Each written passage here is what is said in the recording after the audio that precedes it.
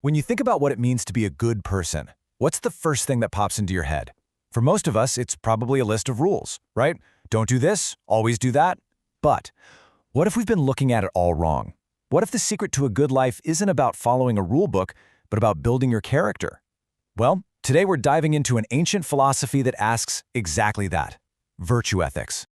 So let's start with this big question. What if ethics is less about a checklist of do's and don'ts, and more about the kind of person you are, and the kind of person you're trying to become? Think about it. This completely shifts the focus from what you do in one specific moment to who you are over the course of your entire life.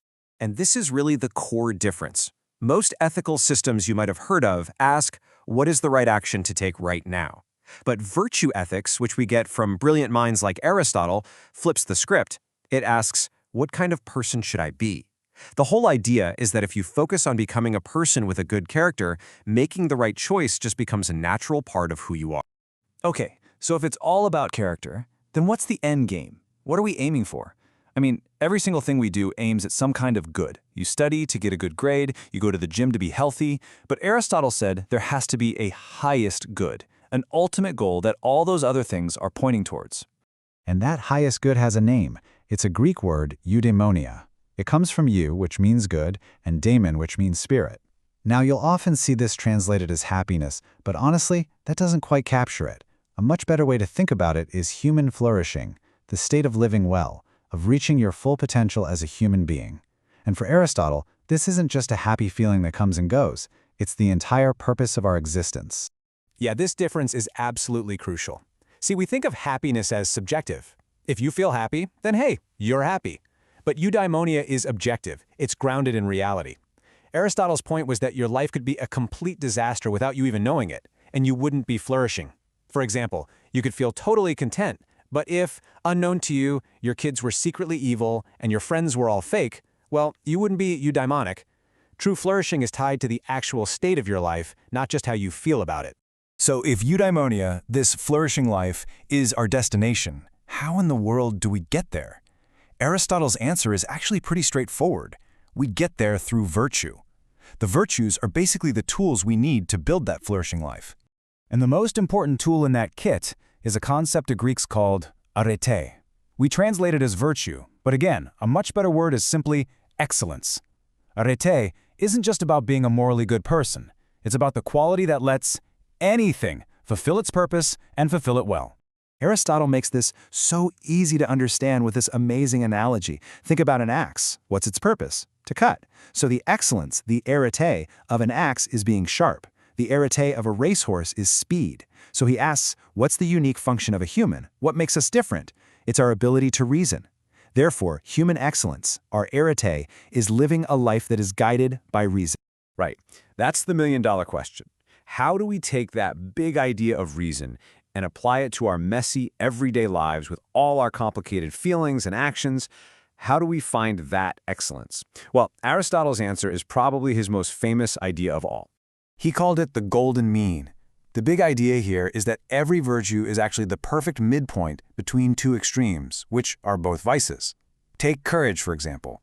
It's the perfect sweet spot between the vice of having too little fear, that's cowardice, and having way too much confidence, that's recklessness. A courageous person isn't fearless.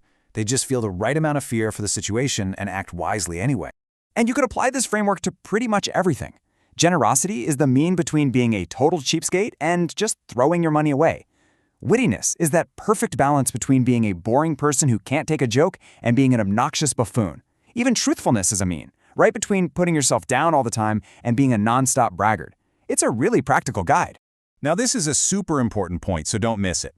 The golden mean is not about being bland or lukewarm about everything. It's not saying you should only ever be a little bit angry. No way.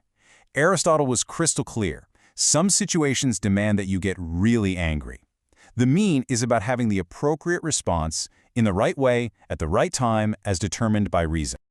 Okay, so we have our goal, eudaimonia, and we have our path, the golden mean. But how do we actually learn to walk that path? Are some people just born courageous and generous? Aristotle's answer is a hard no. Virtue is something you have to build, from the ground up. I absolutely love this quote from him. It's just so true, isn't it? You don't become a fantastic chef by just reading cookbooks. You learn by cooking. You don't become a master carpenter by watching videos. You learn by actually building things. And it's the exact same with being a good person. You can't just think your way to virtue. The idea is that we're born with the potential for virtue, but it's our actions that turn that potential into reality. We become just by doing just things. We become brave by doing brave things. It's so simple, but so profound. Your character is basically the sum of your habits. So the process looks something like this. First, you find role models, people you admire who already have the virtues you want, and you basically copy them. Then you practice those virtuous actions again and again and again, especially when it feels hard or unnatural. Over time, that practice turns into habit, and eventually, those habits get so deeply ingrained that they just become a stable, reliable part of who you are. So, I get it. This is a really fascinating philosophy. But you might be thinking, come on, this is from over 2,000 years ago. What does any of this have to do with my life, right now? Well, it turns out, a whole lot. Let's just take one modern example, healthcare. A great hospital leader needs what Aristotle called phroneusis, or practical wisdom. That's the ability to make those tough, on-the-ground decisions, like how to allocate ventilators during a pandemic. They also have to find that golden mean, balancing deep compassion for their patients with the professional boundaries they need to avoid total burnout. And they have to build a virtuous community, a hospital culture of respect, to get the best patient outcomes. See, this isn't just theory, it's a practical guide for modern life. And that really brings us to the ultimate point. Virtue ethics isn't just about having a formula to solve a tricky moral problem. It's a lifelong project. The whole goal is to shape your character so deeply that when you face a challenge, you don't need to consult a rulebook. You just know what to do. Because doing the right thing has become second nature. So Aristotle's big idea leaves us with this incredibly powerful and very personal challenge. If it's true that we are what we repeatedly do, if our character is just the sum of our habits, then every single choice we make, every single day, is a vote for the person we are becoming. So the final question isn't for Aristotle, it's for you.